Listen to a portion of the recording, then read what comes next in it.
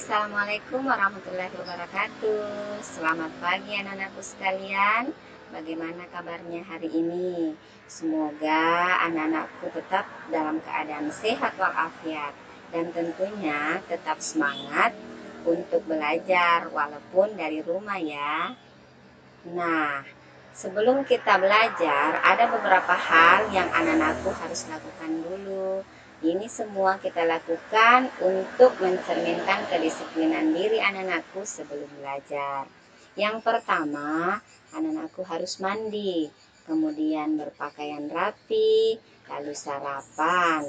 Nah, setelah sarapan, berdoa untuk memulai pelajaran kita pada hari ini.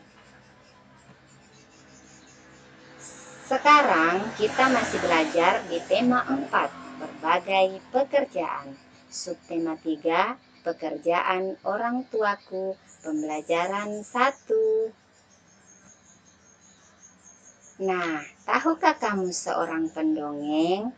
Pendongeng adalah orang yang menyampaikan dongeng kepada orang lain. Mendongeng adalah pekerjaan orang tua Sani, temanku. Apa pekerjaan orang tuamu? Mari kita pelajari lebih lanjut. Mendengarkan dongeng sangat menyenangkan. Indonesia kaya akan dongeng. Banyak di antaranya yang didongengkan. Adakah pendongeng di sekitarmu? Kali ini kamu akan membaca dongeng yang diberikan oleh gurumu. Bacalah dongeng tersebut dengan saksama. Nah, anak-anakku, silakan buka bukunya halaman 95. Di situ terdapat sebuah dongeng.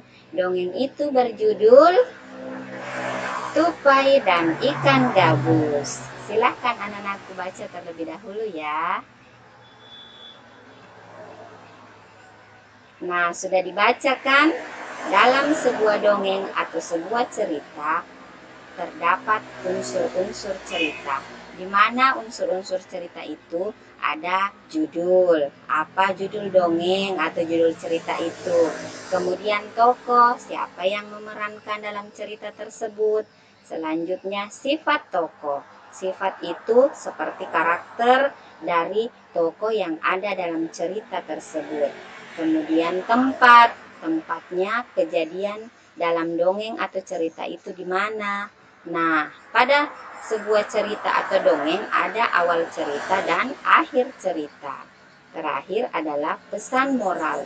Pesan moral itu biasa juga disebut dengan amanat, pesan-pesan yang disampaikan dalam sebuah dongeng atau cerita.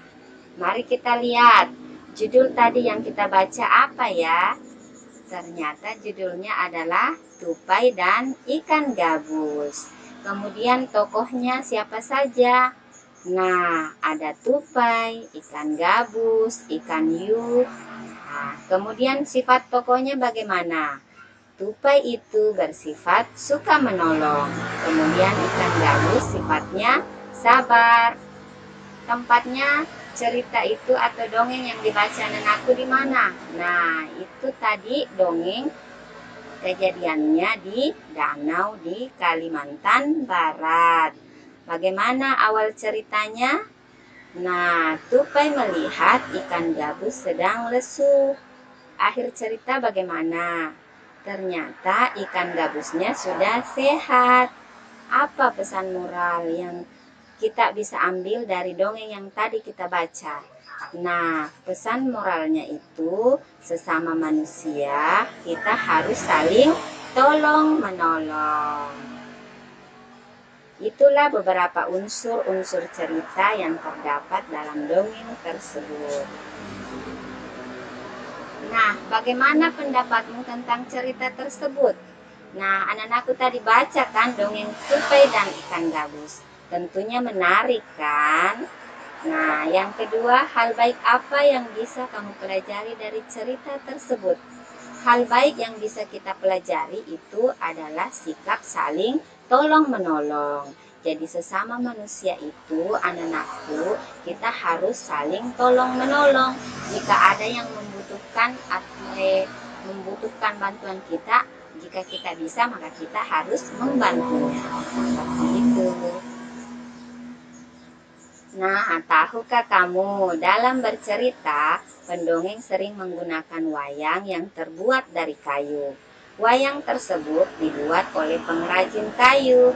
Ayo, kita cari tahu lebih lanjut tentang pekerjaan pengrajin kayu. Mari membaca. Pekerjaan ayahku adalah pengrajin kayu. Ayahku membuat meja dan kursi untuk menghasilkan kursi. Awalnya ayahku membeli kayu, memotongnya, membentuk menjadi kursi, menghaluskan, lalu mengecatnya. Waktu yang dihabiskan untuk membuat kursi kurang lebih 1 minggu. Ayahku menjual meja dan kursi buatannya ke toko mebel. Di toko mebel itulah orang-orang bisa membeli meja dan kursi buatan ayahku.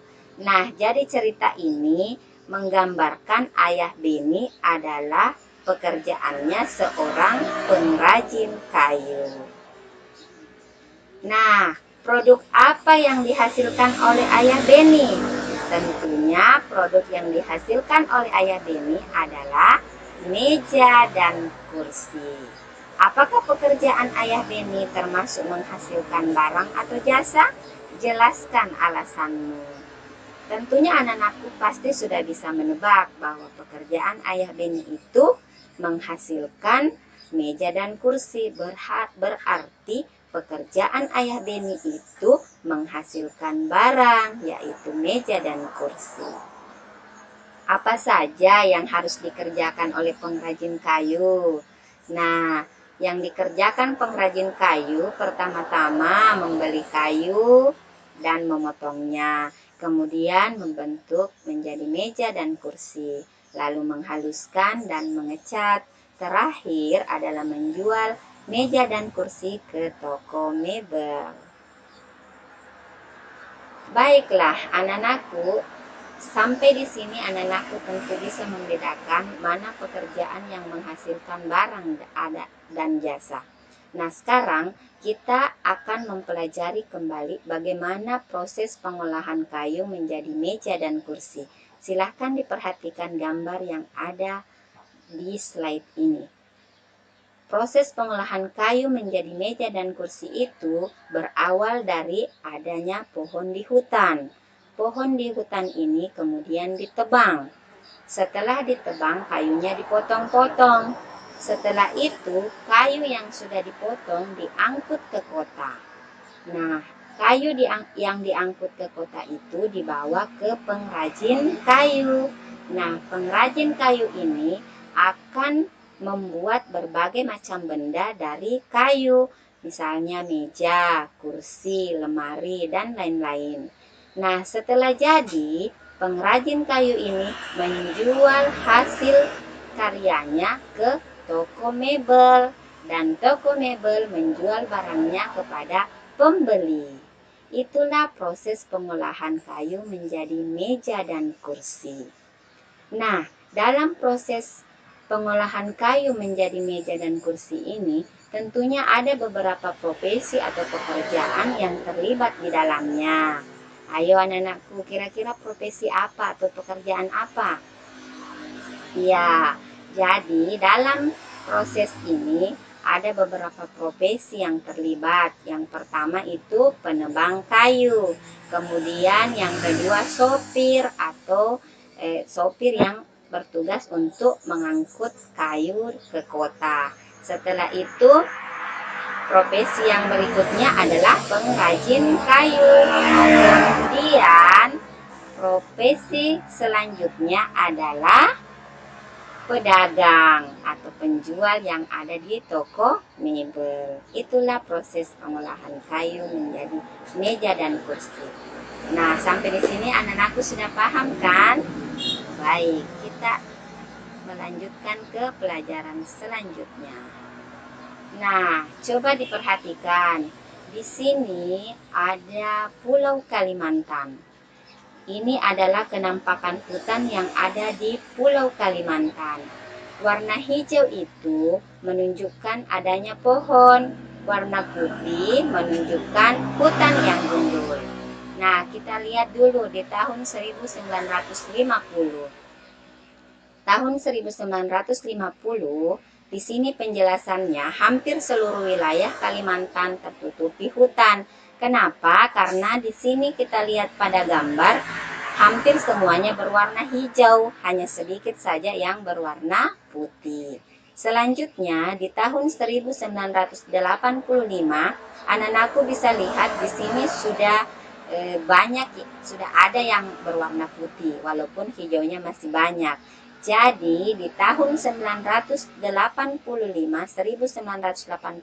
itu perkembangan pohon yang ada di Pulau Kalimantan itu, hutan di Kalimantan masih cukup luas karena warna hijau masih banyak.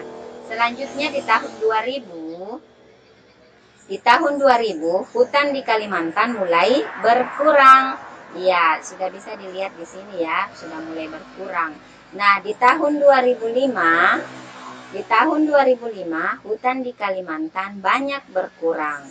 Kemudian tahun 2010, hutan di Kalimantan sama banyak dengan pemukiman. Jadi warna hijaunya sama dengan warna putih.